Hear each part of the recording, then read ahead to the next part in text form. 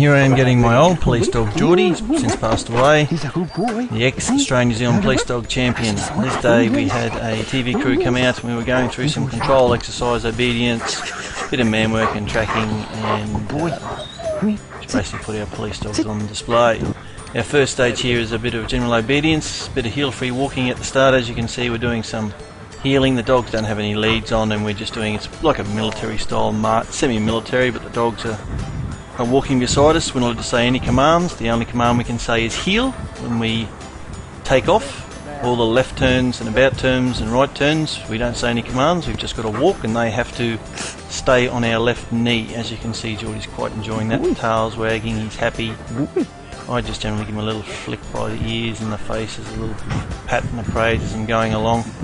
Little good boy as I'm walking along, and then when we come to a halt we just stop. We don't give any commands.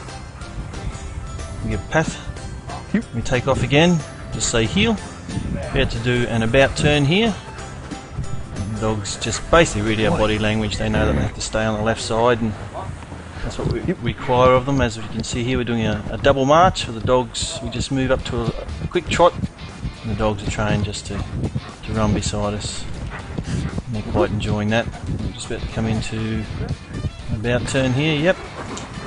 And this is the cameraman up a little bit closer to us. The dogs are pretty good, they didn't quite mind having people up close to them whilst we were doing exercises. It's good for the camera as well. Here we are going to do a bit of a distance control. I leave Geordie in a sit-stay position and I walk off roughly about 20 metres. From there I give him hand and voice commands to move into control positions like sit and down, stand. I have the cameraman, he moves up behind me here and I put Geordie into a down. You can't see the hand signal, but essentially it's I put my hand away from my body in a down, he lays down. I'm going to put him into a sit position. Sit, stay, put the hand up for a stay. Sorry, just once more so I can get it. Pop him back into a down here. Good boy, not very straight. And back into another sit, a little creep forward there. And then from there, do a recall. As you can see, there's another police dog beside him. They're not allowed to move, they stay there. Presents in front, and upon a body movement, they just spin around back to the heel position, and we finish. Bit of a play. Usually I would, in those sort of exercises, we have a little play with a toy or something, but because we've got a lot of exercises in the afternoon, I just give him a little pat and a good boy and a thank you, and he's quite happy with that at the end of the exercise.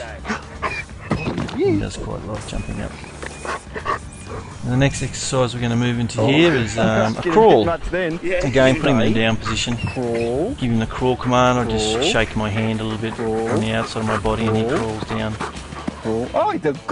Pops me up into a sit when he comes to me.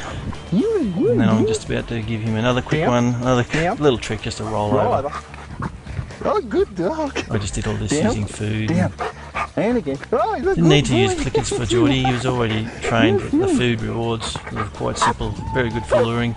Here we are, just to do some man work exercises. The dog's in a control position beside us off lead. We have my partner out there with an attack arm on. I give him a challenge. Geordie's barking as well, give him a challenge, then I give him the command to go in. And John's roughly about 30-40 metres away. Dog closes in, goes in, bites the arm. Bit of a wrestle on the arm, and then I give the command to leave. And then the dog spits the arm out and comes straight back. And come right in beside me, swing around, and straight beside my left leg. Like so. Good boy. The next exercise is what they call a recall. It's essentially the same thing, but it's a legal requirement that all our police dogs are required to leave before they get the arm. So for whatever reason we call the dog off, the dog goes in, for all intents and purposes to bite, give the command to leave before they hit the arm, and the dog returns happily beside the handler.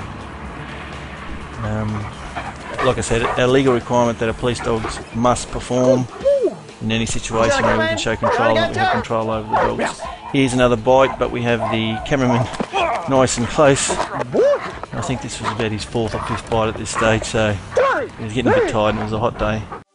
There's some bite marks in the arm, as you can see.